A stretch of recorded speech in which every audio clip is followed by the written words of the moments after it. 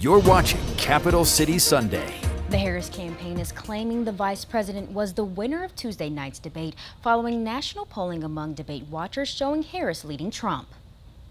And here with me on the show today is Quentin Fulks, Deputy Campaign Manager for the Harris campaign. Quentin, thank you so much for joining us this morning. Thank you for having me. Quentin, I want to get your initial reaction to Vice President Kamala Harris's debate performance on Tuesday night. Look, I think the vice president proved that she was very presidential. I think that she put Trump on the defensive and had him rattled from the moment that the debate started. And that started with her taking him to task over women's reproductive rights and why he continues to double down and refuses to say whether he would sign a national abortion ban. And I think she litigated the case that Donald Trump, not only from a policy standpoint, is unfit to be president of the United States, from a values and motivation standpoint, continuing to sell out the middle class to big corporations and the wealthy, and also selling out to foreign leaders. Donald Trump is only in this race for himself, and Kamala Harris is in this race to usher in a new way forward and to be a president for all Americans, not just those on the right or the left of the political spectrum. And how is the campaign responding to former President Donald Trump saying that he won the debate? Look, I think that the Americans in prime time during the debate saw with their own eyes and heard with their own ears where Donald Trump stands on the issues. And in fact, what they heard was him continuing to lie to try to distance himself from his actual plans that are Project 2025. They heard him throw out random facts, lying about immigrants in this country, lying about women in this country, continuing to lie about his entire record while he was president of the United States, and only continue to demean America. So I think for anybody tuning in that was paying attention to the actual debate that was airing, know that Donald Trump clearly lost that debate. And I think it's even more evident now, the fact that he's saying that he is refusing to debate again. And I think that the proof is in the pudding of why. Trump has said that he will not debate Vice President Harris for a second time, although Trump initially proposed 2 additional debate dates between the 2 candidates. How is the Harris campaign responding to this?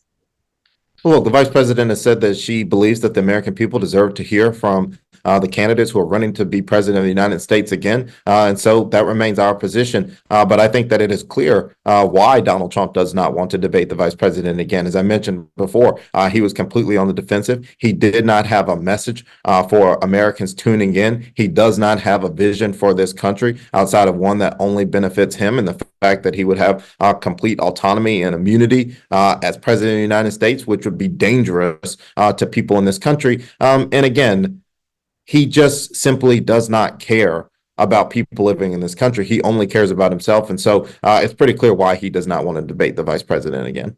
Some have criticized Vice President Harris, claiming she dodged specific questions on Biden's record and her role in it, whether voters are better off economically today than they were 4 years ago. Do you think these were missed opportunities for the vice president?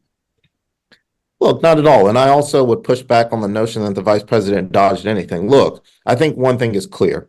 The vice president is very proud of her record of working with President Biden to bring this country back from the brink of destruction that Donald Trump left it in. They have created over 15 million jobs in this country. They have passed the largest bipartisan infrastructure bill in this country. They got major legislation done on gun safety measures in this country. And they have done major work on climate. And as the vice president says, that is good work. So she's not dodging anything. But the one thing is that Joe Biden isn't running for president anymore. Kamala Harris is. And she talked about her vision for the future of this country, including lowering the cost of food and groceries, continuing to lower the cost of prescription drug, lower the cost of housing by stopping corporate landlords and speculators from price gouging people on rent and mortgages, and also working with private and public